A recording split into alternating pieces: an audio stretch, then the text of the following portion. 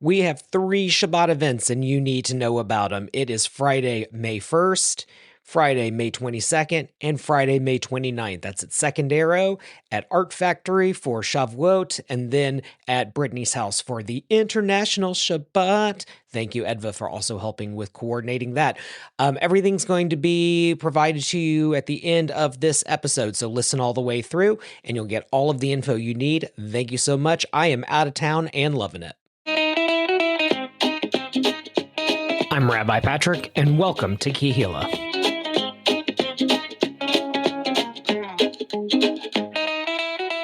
So I am totally over the moon because we just had a Kehillah wedding. So Julia and Carson, who got married at the Virginia house, and it was a lot of fun. Mazel tov, mazel tov. Such a cool, artsy, fun, sort of flapper, moody, romantic. It was all of the things. So I thought for our opening coming up, I would use one of their Shiva Brachot, one of their 7 blessings. So this was a series of English, we might say, reinterpretations of Shiva Brachot. And I think it's kind of appropriate to what I'm going to talk about today, which is the power of language and communication, and why it's so important that we can actually talk to one another and start making some sense. So this is one of those. Maybe you are waiting for the bus. Maybe you are dropping the kids off at school. Maybe you're listening to this while you are coding away something that is way more complicated than I'll ever understand. Whatever it is you're doing right now, take a moment, take a deep breath, exhale, and here is your kavanah. May you be blessed with community. May you always be blessed with awareness that you are an essential part of a circle of family and friends. May there always be within this group a sense of mutual love, trust, support, and respect.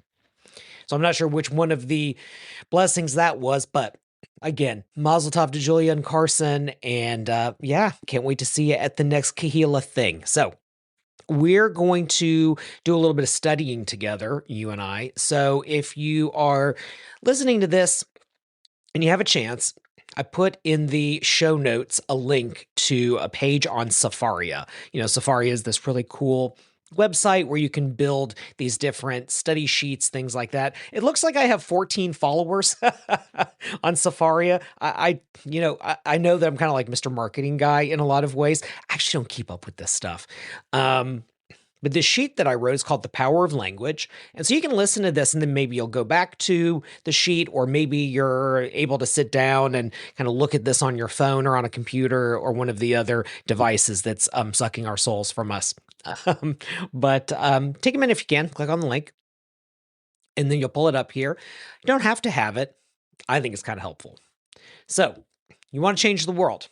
You want to run for public office? You want to just figure out how to talk to your landlord or your spouse or your boyfriend or whomever? Judaism has some ideas about that. So, in spite of what your experiences may have been in Jewish communities and Israel, talking to your Jewish in-laws, whatever, Judaism actually has some incredible things to talk about when it comes to language. So let's start here. Why is Rabbi Patrick going on and on? Always, I get it. I'm a one-trick pony here, but I'm always talking about language, communication, relationships. And there's a really good reason why. And it's not just because I have some kind of inferior education or stellar education, depending on who you think I am. The first thing is that memory matters and that the body keeps the score. It's actually a very famous book about trauma. The body keeps the score. And the thing you have to remember is what we say, how we present it to people, the relationships we have, how we treat each other, that actually imprints something on people. There's a reason why if you work in the justice system, if you volunteer in jails or in other correctional facilities, you'll find that a lot of the people in there have what are called adverse childhood experiences. And then if you have a certain number, like a certain score, basically, the likelihood that you're going to be incarcerated, it's essentially 90%. It's very shocking when people aren't incarcerated when they have that high of a level of adverse childhood experiences. You'd think we could do something with that. You'd think since everybody knows this who works in the justice system, we would do something with this. Republican, Democrat, Independent, doesn't matter. And we totally ignore it, save for a few pockets of sanity, including in Chesterfield, by the way, I might say. But every person who's hurt, every person who struggles, every person who can't make sense of stuff, there is likely some kind of memory attached to that. They can remember a time when that thing happened, that person said something, that relationship fell apart, and then dot, dot, dot. So that's why it matters. Also, another thing worth considering is that storytelling is what makes us uniquely human. So, Yuval Harari, Jewish guy, Israeli, coincidentally, talks about that what makes us human is the fact that we can tell stories. Now, there are animals that can communicate with each other, right? There's even chimps that can kind of lie, and they lie by making the noises of other animals as a way of tricking their fellow chimps. So yeah, there is this rudimentary sort of storytelling, fibbing, maybe some kind of, I don't know what you want to call it exactly, but some kind of something, right? There is something there. Storytelling is a part of the universe, right? It's something that emanates from the universe. And some creatures have more or less of that capacity, but what truly gives us the ability to be who we are is storytelling. And I also believe that communication is the single world currency. It's the thing that all of us have, and it's the thing that all of us can do. And it doesn't matter whether two people speak different languages, you can translate it.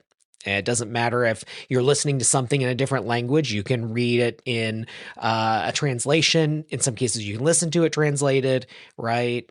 I mean, communicating is something that we all do. It is something we all share in common, even if our language is different. And I would say that this makes sense at a very basic spiritual level because for ancient people, words had what we would think of as material or mystical or worldly power. Okay. So here's one that's fun. So the root word for word, so the word for word in Hebrew is davar or davar. Okay. And it can mean words or it can mean speech. And those words can be written or they can be verbal. But the word davar is also the word for thing. So it's the word for word and the word for thing. Are you confused yet? Okay. Well, so a thing is a davar and a word is a davar and davarim, right? Those are words. Davarim, things. Okay. I think we're getting this. Okay. Now, words have substance. So, example, the root word for honor or glory, kavod, and it said that God has a kavod, is connected to something related to weight.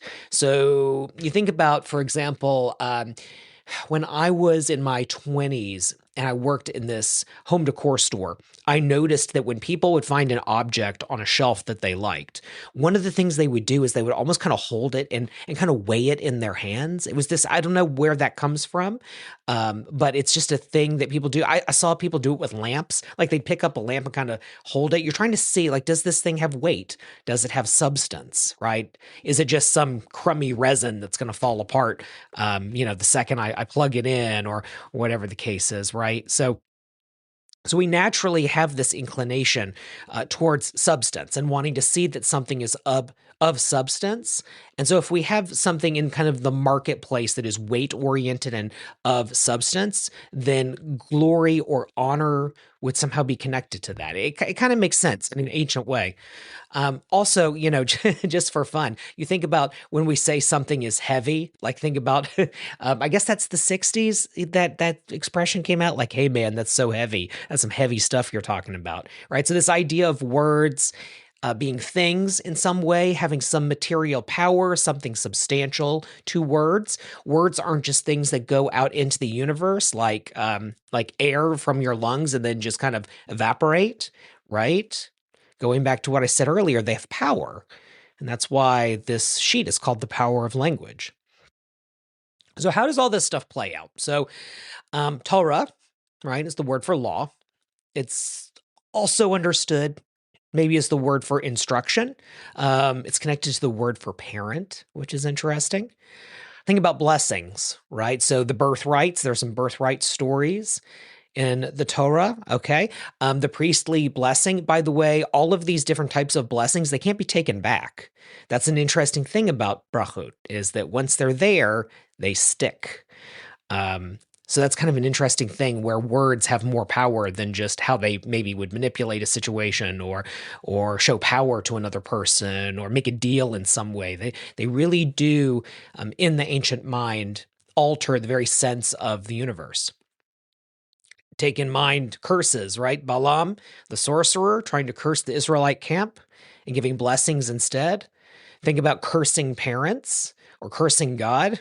That actually led to the death penalty. What about your vows, particularly using God's name when testifying to something? So, this is the ancient equivalent of "as God is my witness," right? When we say God's name in vain, it doesn't mean like swear words or something like that. It actually means to say something in a legal sense and to attach God's name to it when you know you're lying or you know that you're being vapid. What about Kol Nidre, all vows? We sing that to ward off the decree of God punishing us for the sin of these false oaths, right? These vows. Right, so again, all of this is connected to language.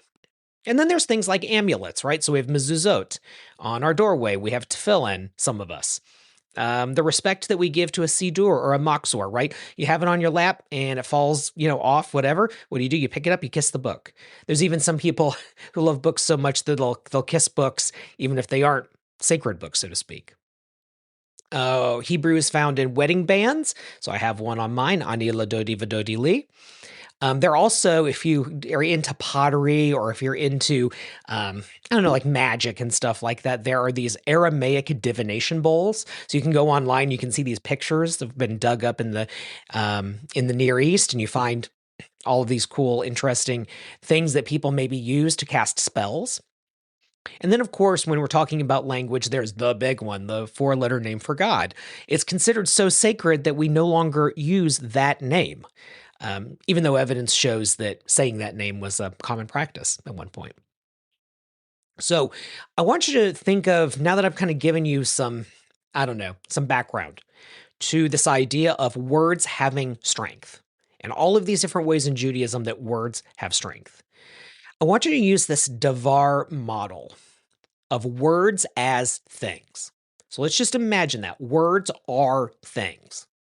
Words are things. So let's explore what things are behind these words and how they may impact people. Now, this is where, if you are Don Fruwald and you're learning this class, I don't know how long ago it was, and he said, I don't know, some of this is kind of marketing whiz bang, and yeah, I can see that in some cases, but just kind of hear me out on this one. So think about these words. And I've just chosen these kind of at random. Some of this is based on the research of a political scientist and former pollster named Dr. Frank Luntz. The latter two come from Chris Voss, who's a former FBI hostage negotiator. So I'm just going to give you these words, and you can kind of see how, if words are things, how would this play out to different minds? Okay, so here we go. So how about the word diversity? Okay. And what about the word inclusion? Now, I bet in a modern context, we've probably heard like DEI, right? Diversity, equity, inclusion. Let's just kind of forget that for a second. Let's just use these words, diversity or inclusion. What does diversity mean to some people? What does inclusion mean to others? Let's just kind of separate it out. Diversity means a lot of something or a multitude of something, one of each of something. Inclusion means everybody, everything, every feature, right? Depending on the context. So can you see how just like these two words, diversity and inclusion, which we think of like as kind of combined together in that DEI phrase. Yeah, I got it. But like, just take those two, diversity and inclusion. They actually ring differently if you sit there and listen to them enough. Okay, maybe one that's a little bit less touchy. How about customized versus personalized? Would you like your countertops customized, or would you like them personalized? So customized means, well, I got a bunch of stuff on a shelf somewhere in a shop, whatever, and you're going to pick the ones you want. and I'm going to kind of glue them together, put them together, and now you have your customized whatever it is. But what if it's personalized, right? That means it's not a bunch of stuff on a shelf somewhere that is cobbled together to make you happy. Instead, personalized is it's really about you, right? Would you rather have a customized wedding ceremony, going back to our friends who just got married, or would you like a personalized wedding ceremony? Custom is about the thing you are doing. Personal is about the people. So do you see how these two different phrases, and I get it, like it's kind of the same. I understand, but can you see how just those two words, right? They have different weights. There are different things behind them. Let's try another one. How about making tough choices versus setting priorities? Making tough choices. Frank Luntz, who I learned this from, he makes a really good point of telling someone you have to make tough choices. Ugh, come on. Everybody has to make tough choices. Like, so what? But if you say, hey, we had to set some priorities, oof, I mean, that could hurt just as hard. Choices, though, are just about choices. Everything is on the same level, right? Do we do red or blue? Well, red and blue are colors. Setting priorities, that's about 1, 2, 3, 4, 5, and red is number 1, right? Making tough choices versus setting priorities.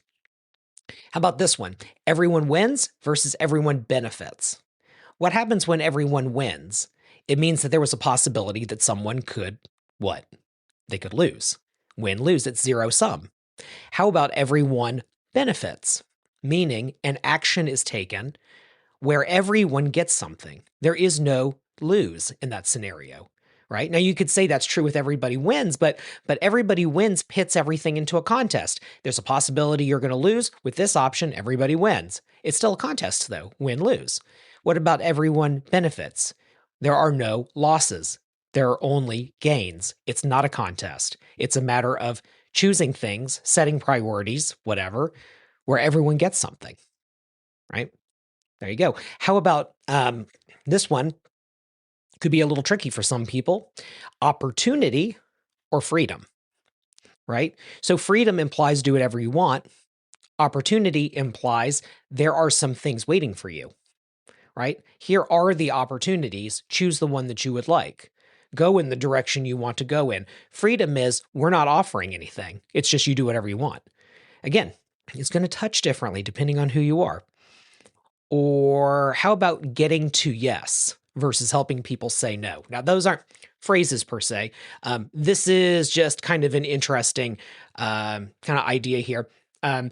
In theory, there's actually a book called Getting to Yes. What you want to do is you want people to agree with you, right? You have an idea, you want to do something, and you say, hey, like, let's try to find a way to get to yes. Let's all go on this trip together. How do we get everybody to say yes? Let's move the synagogue in a particular direction. How do I get everyone on the board to say yes? Okay. So you would think that's what you'd want to do. Chris Voss, though, in his research, found something very interesting, which is the idea that you really want people to say no. So sometimes wording things in the negative, hoping people will give a no response is actually better. So I'm making this up. I didn't write down a good example, but it's the difference between, hey, do you want to go to Disney World and have a good time? Okay, well, maybe yes would be an answer, possibly. Okay. Or it would be something like, do you just want to stay home? You would say no, right? If the thing's about vacation.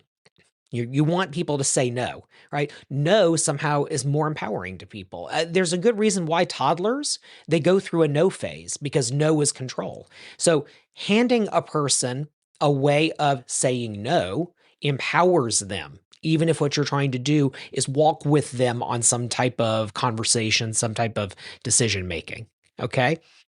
So going back to that Devar model, words as things, what are the things here, right? If you're someone who hears the word diversity and it bothers you, what's the thing there?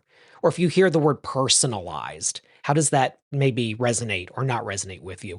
What about wins versus losing? What about opportunity versus freedom, right? All of these things impact you, and your understanding of these things are not only based on the country you're from, the culture you're from, maybe religion, but also your family dynamic, right? That can play a role as well. Because again, going back to the beginning here, like memory matters, the body keeps the score, storytelling is what keeps us, makes us human, right? And these words, they have significant power in people's lives. And so it's important when you are thinking about the language you want to use to really think about what the thing is behind that. I gave you 6 examples, right? 6 different phrases, times 2, I guess, so 12 total, right? And we could spend hours just piecing that apart. And if we brought in some different people, maybe they would have different experiences of that. I think it was Frederick Douglass who wrote a whole speech about what is freedom to the slave, right? What is freedom to someone who has been enslaved, So there's a good example. What is freedom to someone who is free to make any choice they want, but all the choices are terrible, right? Whereas what is opportunity to someone who thinks of the world in terms of a bunch of choices and they get to pick one, right? So just lots of examples there. I want to get into uh, this idea, machlochet, l'shem shamayim. So this is arguing for the sake of heaven, and there's a great story here. And this is a bit of a reduction of it, but here we go. So this is in the Talmud. This is in a section called Eruvin. It's 13b, folio B. So let me give you a little bit of background here. So there's these frenemies, if you will. The house of Shammai and the house of Hillel. Okay, so Shammai and Hillel are rabbis. Their students are the Beit. They're the house. So the house of Shammai, the house of Hillel, the posse, right? The students, the school. Okay, so Beit Shammai and Beit Hillel disagreed. And like they disagreed on everything. Most of what we do is very Hillel. There's a few things we do that are Shammai, but Hillel mostly won. So what they were arguing about is this halakha question. So it was about Jewish law. One has one opinion and one has the other. So that's all you need to know right now. Now, ultimately, in their arguing, a divine voice emerges and proclaims, both these and those are the words of the living God. Because they were arguing back and forth and using scripture to try to, prove their point. Okay. But the divine voice says, and by the way, we don't even listen to the divine voice. There's a whole, oh my God, there's this thing called the Oven of Aknai. It's a great story. Anyway, I'm getting ahead of myself. So the divine voice emerges and proclaims both these and those are the words of the living God. However, the halakha, the actual rule, the actual law, is in accordance with the opinion of Beit Hillel. Okay, so Hillel wins this argument, even if both sides, they're backing it up with some heavy stuff, some good stuff. So the Gemara, Gemara's commentary, Gemara asks, since both these and those are the words of the living God, why were Beit Hillel privileged to have the halakha established in accordance with their opinion? So in other words, the Gemara is asking like, hey, but why those guys? It just says here, halakha is in accordance with Beit Hillel. It doesn't give an opinion as to why that is or a reason. So the Gemara says the reason is that they were, and I've kind of done this in bullet points, but they, being the Beit Hillel, the house of Hillel, his school, they were agreeable and forbearing. They showed restraint when affronted. And when they taught the halakha, they would teach both their own and the statements of Beit Shammai. Moreover, when they formulated their teachings and cited a dispute, they prioritized the statements of Beit Shammai to their own statements in deference to Beit Shammai. Cool stuff. My goodness, we could so use this today. So both are the words of the living God, but there has to be, like, someone has to make a decision. Something has to be right. Okay. And so Hillel wins in this case. And why? It was because they were jerks about it. Basically, if I'm going to give a kind of a glib answer, right? They were agreeable and forbearing. They showed restraint. They always led with what Beit Shammai had to say, as opposed to what they had to say. So they were more interested in looking at what Beit Shammai's opinion was and how that was or was not appropriate or correct or whatever, than just trying to promote their own thing. So let's put this into social media terms, right? So Beit Hillel posts on, insert dumpster fire, Facebook, Instagram. whatever, TikTok, Twitter, or X or whatever. So they do their post and they're arguing back and forth in the comments, right? But what does Hillel do? Hillel always defers to what Shammai is saying in the comments, as opposed to, you're wrong. It's, hey, you said this. Well, what about that? Blah, blah, blah. Well, you're saying this, but could be looked at this way, maybe, right? That's really helpful. People really like to hear their own words. It's actually a powerful tool in counseling, to really listen deeply to people and to write down what they're saying, and to repeat back what you heard and to ask for clarification. It's a powerful tool. And in a certain kind of way, I don't want to give Shammai and Hillel, like that era, too much credit. But the truth of the matter is, Hillel is basically said to have been this type of school of thought and behavior and debate. And that's why halakha, in this case, and perhaps in many, many, many others, Beit Hillel wins. Okay, so we go to another section of Talmud. It says, although this is Yevamot, it says, although Beit Shammai and Beit Hillel disagreed, and I sort of put on many critical issues, nevertheless, they behaved with love and friendship towards one another. As it says in Zechariah, truth and peace they loved. Yeah. So that's why I kind of make the comment about like their frenemies, okay? Because yeah, they disagreed vehemently, but they could still sit together at the Shabbos dinner table, right? That's the thing. I got a quote here. This is from Rabbi Michael Chernick. When people argue for the sake of heaven, they put aside ego and the need to win at all costs, right? Those people. By not descending into ad hominem insults and dismissals of the truth of the other participant in the argument, the parties to the argument bring to light different facets of ultimate truth. In this way, they arrive at as much truth as human beings are vouchsafed. This truth, which is the end product of a combination of deeply held principles tempered by a willingness to yield in the face of a point of view that resonates with the mind or the heart, endures and has a powerful impact on the lives of those who hear and accept it. So, pretty cool. So this is not in this particular piece here, but I thought maybe I would just teach you something real quick. And then we'll call it done here. So you're having a conversation with somebody, and boy, is it going sideways. This thing's just not working out so good. So you've got to figure out what the heck you're going to do. So here's a couple of things you can do. First of all, remember what I've taught you. The language is profound, it's powerful, it has an impact on people. It's not just what you say, it's what others hear. Right? It goes back to that whole statement thing of, is it diversity? Is it inclusion? Is it customized? Is it personalized? Right? And remembering the different kinds of people and their histories and their cultures and their values are going to understand those words on different levels. And you have to understand that. And here's my experience with some of this, like people who can't do that. Sometimes there are these people who they almost don't want the thing they are arguing for, the thing that they want to have happen.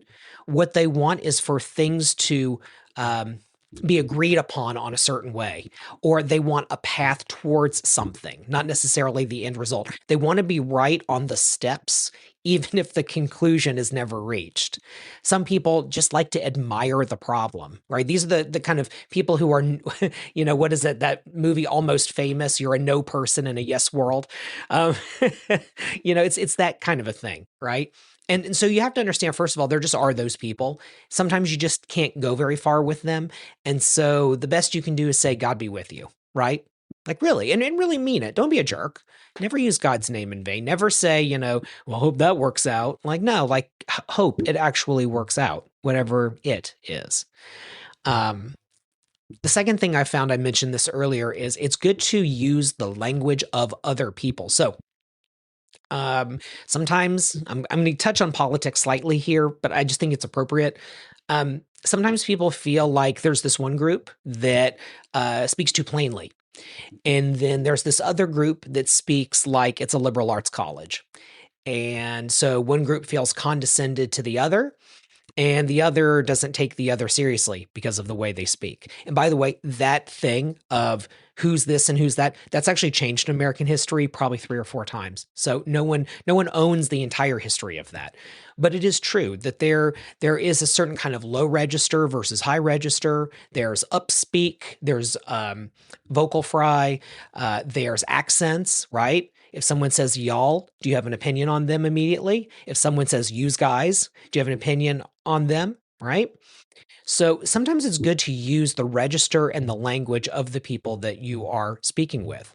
You have to share a common language with them, right? So sometimes it helps not to imitate, like you don't want to be a jerk, you don't want to sound condescending or something like that. But if someone is speaking in a less formal register, don't meet them with a formal register. Meet them where they are. Meet with that lower register. It's okay to do that. If you're talking to someone and they say, I hate the way you did such and such. Don't try to be smart about it. Just say, I'm sorry you hate the way I dealt with that. And that's another one too. Repeating words is sometimes helpful. Sometimes you only have to say 2 or 3 words that someone said. Like, if someone says to you, I feel lost. Don't say, I'm sorry that you feel that way. Well, how about you feel lost, right? Because it kind of it hits in a similar way, right? But you didn't actually give your own commentary. I do as an experiment sometimes with people when I'm teaching people about listening skills. Sometimes I'll have a whole conversation with someone where all I do is repeat back what they say. And consistently, I've seen smiles on people's faces because they know what you're doing, right? But it also like kind of works. And if I ask them like, how do you feel about me as a person? They'll say, oh, you're great. You're great to talk to.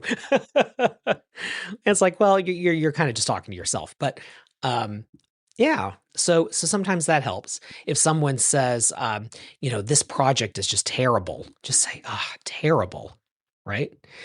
I'm just so unhappy with what you do. Unhappy with what I do? Yeah. So what it does is it opens the dialogue, right? Now, if you keep doing that over and over and over and over again, some people will catch on and they'll think you're like making fun of them, mocking them. So don't do that. Do, include what you need to include. But in other words, having a certain kind of, I guess for lack of a better word, vocal compassion can be incredibly helpful. So repeating back some of the things people say, asking for clarification is important, right? So if someone says to you, the yard is just a mess, then you can reply back, okay, so yeah, the yard is a mess. So what's messy? Can you tell me a little bit about what's messy there? As opposed to, well, I did it the way you said to, right? Could be that yard is a mess means something different for them than it does for you. And jumping to your own personal defense is maybe not the best immediate strategy. So that kind of stuff can be very helpful. So repeating back words, asking for clarification is incredibly helpful. Like I said, any kind of register that a person is using. If they're speaking formally, speak formally. If they're speaking informally, speak informally. And yeah, don't fake it like you're putting on an accent or something. If it's not in your normal vocal range to maybe throw out little Yiddish puns, then don't do that because that's going to be obvious. Be you, but meet people where they are. So that's some powerful kind of language tips that I think are incredibly helpful. Let's talk about some de-escalation with language, right? Because words have power, and maybe those words can help to de-escalate a situation. It's always just good to listen. Listen and repeat. So if someone comes to you, I can't believe that this thing costs 10 times more than it was supposed to. Oh God, 10 times more than it was supposed to? Hey, can we, I want to pay attention to you. Can we maybe go sit in the other room? Hey, do you mind if I'm just going to turn off this TV and I'm just going to kind of face you a little bit just because I really want to pay attention to you. 10 times what? All right. Well, we're going to figure this out. Let's just turn off the music real quick. Right? So you see what happens there? You're framing a situation 10 times what it costs. Now, it could be that it better cost 10 times what it's worth because you put in 10 times the work, or it was 10 times the project and they did it the last second or whatever the circumstances are, right? But just repeating back 10 times and hey, let's move to this other space. And then you can start in with the listening, like, hey, you said it was 10 times what you expected. That, yeah, I get it. That's a rough one. Tell me more about that. Let's work on this together. I'm with you. Now, notice that I haven't said, okay, well, we'll give you a discount, or, well, you're right, it shouldn't have been 10 times the cost, we messed up, right? All I'm doing is just validating the right of a person to have an emotion. Everyone is entitled to have an emotion, even if you think the facts behind it are wrong. It is okay because emotions are our nervous system's reaction to threats or to stimulus or to love, perceived or real. Okay. Stress is the organism's way of dealing with what is outside of them. Okay. It is okay for someone to be mad wrongly because those are emotions.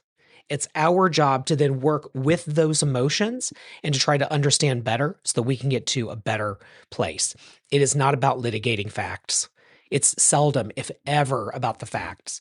It is about language and its power and how someone experienced something and you validating that experience, right? Hey, I can see where I said something and I get where you're coming from because you've explained it to me now. And I'm sorry that's how that came off. I would never want it that way. And matter of fact, here's what we're going to do in the future to make it better.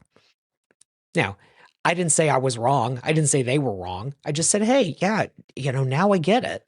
You're right. And I'm sorry you even had to explain it to me, right?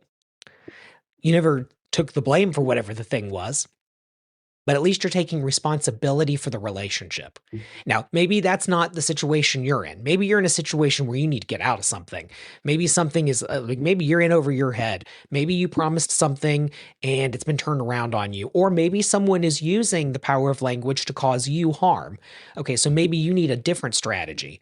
But I can tell you that even if you use the things I've told you, there is a way of defending yourself with it. So I'm making up an example, but let's say I have someone who wants me to fly across the country to marry them, and I can't do that because the time doesn't work out, something like that.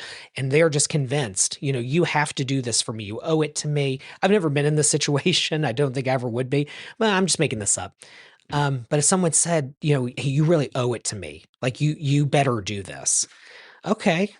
Hey, so I owe it to you? Yeah, tell me about where we're at with that. How did we get to this point that I owe you this? Because obviously if I owe people things, I want to live up to my responsibilities, but how did we get there? Right? We don't start with, okay, well, here's the facts and you said this and I said this, but no. Now, how did we get there? How did we get to this point? What are you feeling? You said I owe it to you. Do you feel cheated? It sounds like you feel cheated. Right? So you're working with the emotions as opposed to the facts on the ground. The facts will eventually surface. By the way, if you are a caretaker for a person who has dementia, this is an exceptional tool. You always want to use language to validate emotion, and then from there to be able to work out the facts a little bit. Or maybe if a person has dementia, you're really more in the redirection business. So there's maybe that too. Anyway, that's just a little bit on the power of language. I am out of town right now, as I've already told you. Some quick information. So we have Shabbat dinner and service at Second Arrow, Friday, May 1st. We're going to do Kirtan. It's going to be lovely. Shavuot. This is going to be Friday, May 22nd at Art Factory in Midlothian. You better come to that. Mount Sinai, mountain of ice cream. You know you love it, and it's free, so please come. Of course, donations are greatly appreciated.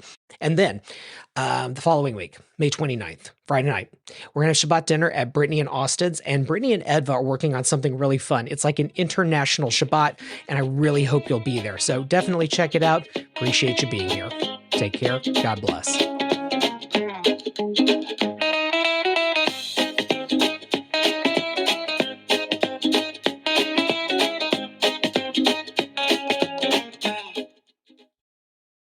Let's talk about Second Arrow. If you are in Churchill or if you're anywhere, you need to know about our good friends at Second Arrow. They are your advocates. They are your coach, your inspiration, your reality check. They will take the time to actually see you and hear you, and they're pretty funny too. If you're still finding your way with physical therapy and yoga, you can do a one-on-one evaluation. Or if you're ready to just do this thing, you can go on the website and of course they will get you all set up. We are huge fans of Second Arrow, and that's not just because we use their space. We have congregants who love them and actually found out about us through them. So thank you, Second Arrow, for making that happen. They're blending the ancient movements of yoga and the hard science physical therapy to treat pain, prevent injury, and transition you to a safe, active lifestyle. There is nothing like bodyweight challenges to promote lifelong strength, mobility, endurance, and function. And they also have this cute little coffee shop thing going. It's like a self-service coffee shop. Yeah, it's pretty cool. You should check it out. Anyway, please, please, please go to secondarrowrva.com. That's secondarrowrva.com. Check them out, 2200 Carrington Street, right here in beautiful Churchill.